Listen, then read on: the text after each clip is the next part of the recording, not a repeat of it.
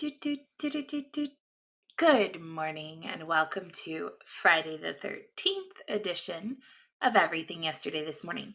I don't remember which one of the guys, I think it's Jason that's Friday the 13th, but I don't remember his music. I think it's like the might be Michael's. I don't know.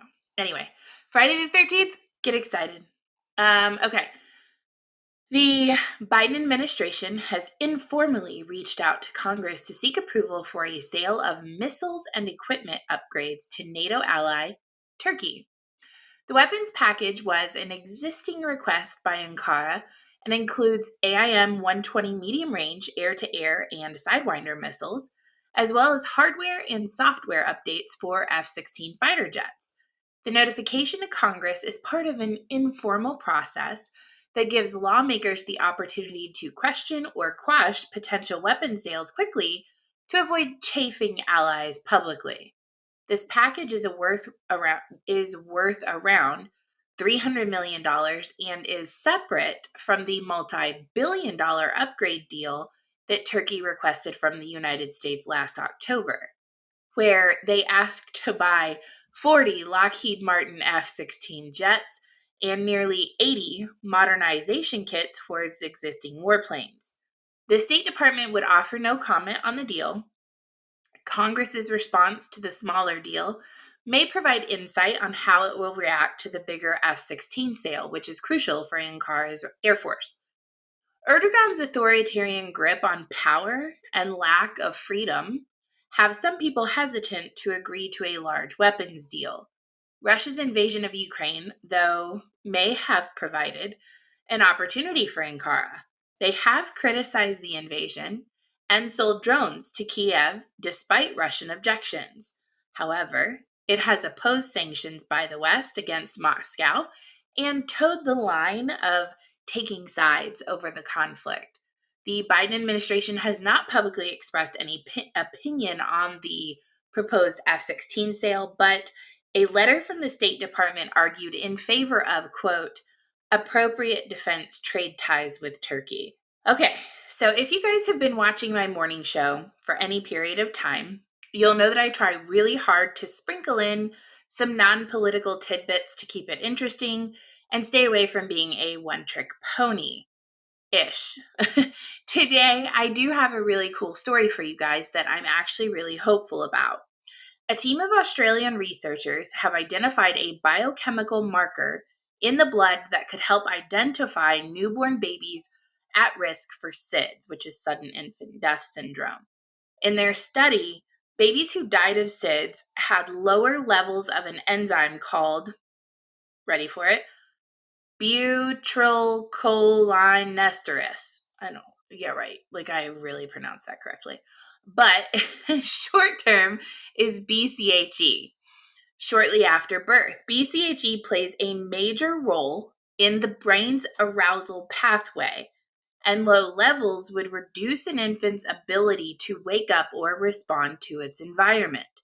Using dried blood spots taken at birth as part of a newborn screening program, Harrington's team compared BCHE levels in 26 babies who later died of SIDS, 41 infants who died of other causes, and 655 surviving infants. The fact that levels of the enzyme were significantly lower in the infants who subsequently died of SIDS suggests those babies were inherently vulnerable to dysfunction of the autonomic nervous system, which controls unconscious and involuntary actions in the body.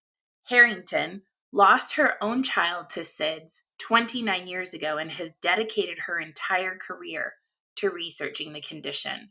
Further research does need to be undertaken to determine whether or not the routine measurement of BCHE could potentially help prevent future SIDS deaths, but this is a major step in finding a solution. I can honestly say, after having 2 children of my own, there is no greater fear on planet Earth than that moment that you may fall asleep and your child doesn't wake up when you wake up. To the point where we spend ungodly amounts of money trying to, monitor, keep ourselves in a position where we can see that happening. This is really awesome. And it also gives, I think, maybe some peace of mind to parents who have struggled with this in their lives, to know there may have been an issue. I don't know. I think this is really awesome. I'm really excited about this. I am like hacking up my lungs. You guys don't know how many times I've already had to pause this to fucking breathe. Cannot wait for the trees to stop melting and the stuff. I'm ready for like summer to be here, so I can breathe again. Okay. Elon Musk tweeted that his $44 billion cash deal for Twitter was temporarily on hold while he waits for the social media company to provide data on the proportion of its fake accounts. He also tweeted a follow-up that said he was still committed to the acquisition. Shares initially fell more than 20% in pre-market trading, but after he sent the second tweet, it regained some ground. The shares were down 9.6% to $40.71 in midday trading on Friday, a steep discount to the $54.20 per share acquisition price. Musk decided to waive due diligence when he agreed to buy Twitter, in an effort to get the company to accept his best and final offer, which could make it harder for him to argue that Twitter somehow misled him. Since Musk inked his deal, tech stocks have plunged amid investor concerns over inflation and a potential recession. The spread between offer price and the value of Twitter shares has widened in recent days, implying less than 50% chance of completion, as investors speculated that the downturn would prompt Musk to walk away or seek a lower price. Under the terms of his contract with Twitter, he is entitled to ask the company for information on its operations following the signing of the deal. But this is meant to help him prepare for his ownership, not to carry out due diligence and reopen negotiations. Twitter is planning no immediate action against him, but did consider his comment, quote, disparaging and a violation of the terms of their deal contract. I think his second tweet where he's like, I'm still committed to acquisition, kind of perked them a little bit and why they're not going after him. But spam and fake accounts are designed to manipulate or artificially boost activity on services like Twitter or on certain accounts. Some create an impression that something or someone is more popular than they really are. Musk tweeted a Reuters story from 10 days ago that cited the fake account figures. Twitter has said the figures were an estimate and that the actual number may be higher. The language in the agreement, as in many recent mergers, does not allow Musk to walk away because of a deteriorating business environment, such as a drop in demand, or for advertisers leaving because Twitter shares have plunged. Musk is contractually obligated to pay Twitter a $1 billion breakup fee if he does not complete the deal. Earlier this week, Musk said he would reverse Trump's ban on Twitter when he buys the platform, signaling his intent to cut moderation. Trump weighed in on his platform, Truth Social, and said, there's no way Elon Musk is going to buy Twitter at such a ridiculous price, especially since realizing it is a company largely based on bots or spam accounts. What do you guys think? Is the deal over? Or is there more at play here? Okay, back to politics. An audit by the Treasury Inspector General for Tax Administration revealed the IRS has tossed data for millions of taxpayers, sparking anger from the tax community. Yeah, you heard that right. The tax community. Who would identify with that? Who'd be like, I'm part of the tax community? The material known as paper-filed information returns in accounting speak is sent yearly by employers and financial institutions and covers taxable activity, such as W-2 forms, with copies sent to taxpayers and the IRS. The continued inability to process backlogs of paper-filed tax returns contributed to management's decision to destroy an estimated 30 million paper-filed information return documents in March of 2021. The IRS backlog, created by years of budget cuts, understaffing, pandemic-related office closures, and added duties, is expected to clear by December. While the report doesn't specify which information returns the agency chucked, the news has triggered angry responses from tax professionals. Missing information returns can cause a mismatch at the IRS, delaying refunds because the agency can't verify details on a taxpayer's returns. Small businesses stress out every year in January trying to accurately prepare these informational returns and get them filed on time. To see the IRS just destroy these is almost like the IRS admitting they really don't care. Perhaps we should all stop caring. I'd love to see an IRS walkout. Everyone that works for the agency just find another career. Let it all collapse. No one to do the auditing, and no one to tattle on us when we decide to keep all the money that we earned. Okay, I've been trying to avoid talking about Russia, but they're making it really hard for me to do so. Deputy Chairman of Russia's Security Council, whom I've discussed ad nauseum, Dmitry Medvedev, warned yesterday that the NATO continued support of Ukraine against Russian invasion forces raises the risk of the conflict turning into a full-fledged nuclear war. In a post on the Telegram app, Medvedev accused Western talking heads of trying with all their might to introduce the thesis that Russia is scaring the world with nuclear conflict into the agenda. They kind of are. Medvedev then said it was NATO's own actions that were raising the risk of nuclear conflict, which they kind of are. The pumping of Ukraine by NATO countries with weapons, the training of its troops using Western equipment. Remember when I told you guys we had a bunch of Ukrainian soldiers here training them on drones, and the dispatch of mercenaries, and the conduct of exercises by the countries of the alliance near our borders increases the likelihood of a direct and open conflict between NATO and Russia instead of their war by proxy. Such a conflict has always had the risk of turning into a full-fledged nuclear war. This will be catastrophic. This will be a catastrophic scenario for everyone. That's all. Therefore, do not lie to yourself or others. You just need to think about the possible consequences of your actions. And do not choke on your own saliva in the paroxysms of Russophobia. Russia has already issued a nuclear threat that goes beyond the conflict in Ukraine. In April, Medvedev said Russia would end its policy against placing nuclear weapons in the Baltics and suggested sailing ships armed with nuclear-capable hypersonic missiles near Sweden and Finland if the Scandinavian countries joined NATO. Sweden and Finland have pressed forward with applications to join the NATO alliance, and Russian officials have continued to warn against such action.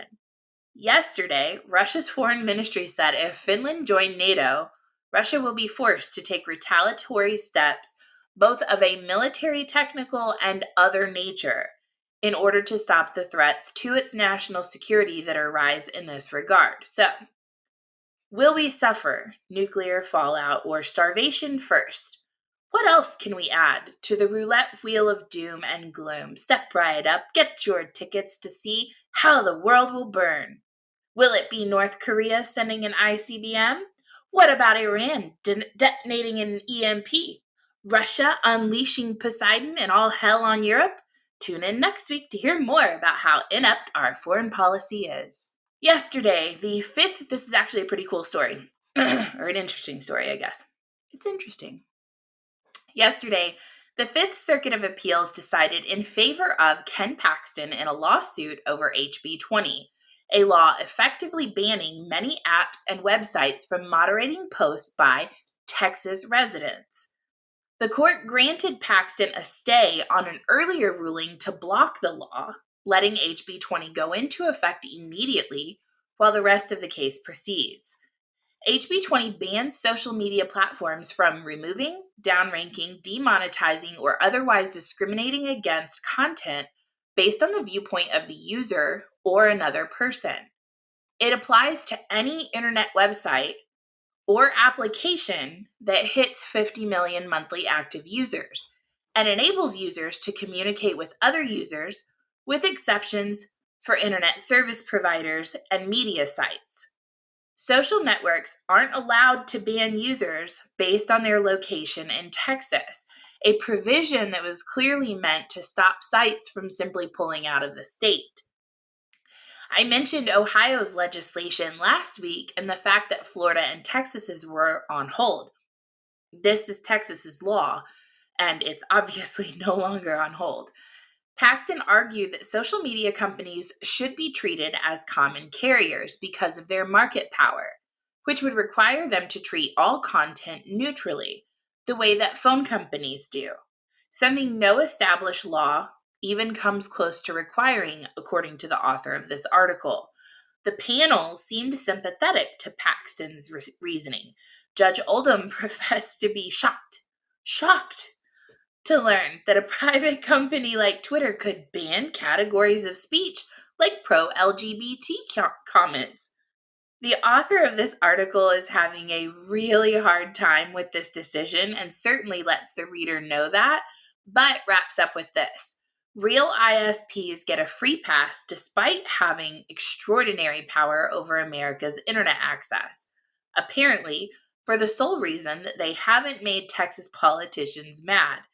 HB 20 says that if you run a social network, even a nonprofit one, you have to throw out your community standards if enough people like the space you've built on them.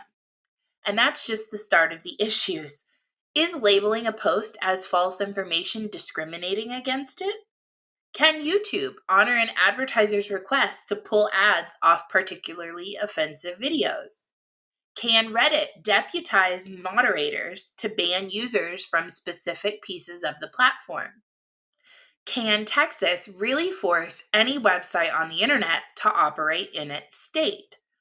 The potential legal headaches are endless and morbidly fascinating. This is just to say, one of the nation's highest courts blew up internet law because its judges don't see any difference between Pinterest and Verizon, and they should try typing youtube.com into a browser.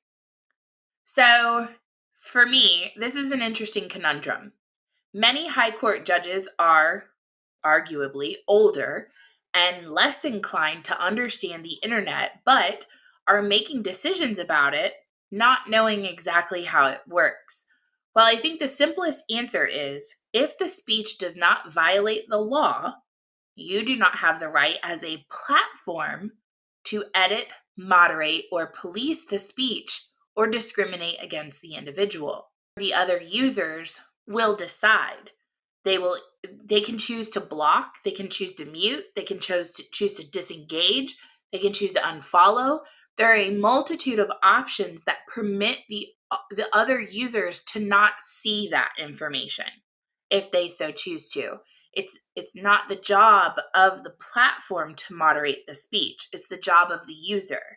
So if I don't like something, if I don't like Donald Trump, I can go mute at real Donald Trump and I'll never see anything that has him tagged in it, that has his name in it. You can silence whole things so that they never show up in your timeline. I feel like this is much more simple than everyone wants to make it. Twitter, Facebook, Twitch, YouTube, Discord, all of these companies are utilities and have become the public square. More conversations take place in those spaces than now take place on text messages or phone calls. I'm not in favor of the government sticking their nose in private entities, but they do anyway, whether I like it or not. I have the right to free speech, and so do you, especially in the digital town square. That is your Friday edition of Everything Yesterday This Morning. Tonight we will be live for Liberty Happy Hour. I hope that you guys have a great weekend. I am not stuck. My daughter is finally having her birthday party. I am going to have about 8 girls in my house and 6 of them spending the night. So it's going to be interesting. You guys take care. Have a great weekend and I'll see you on Monday.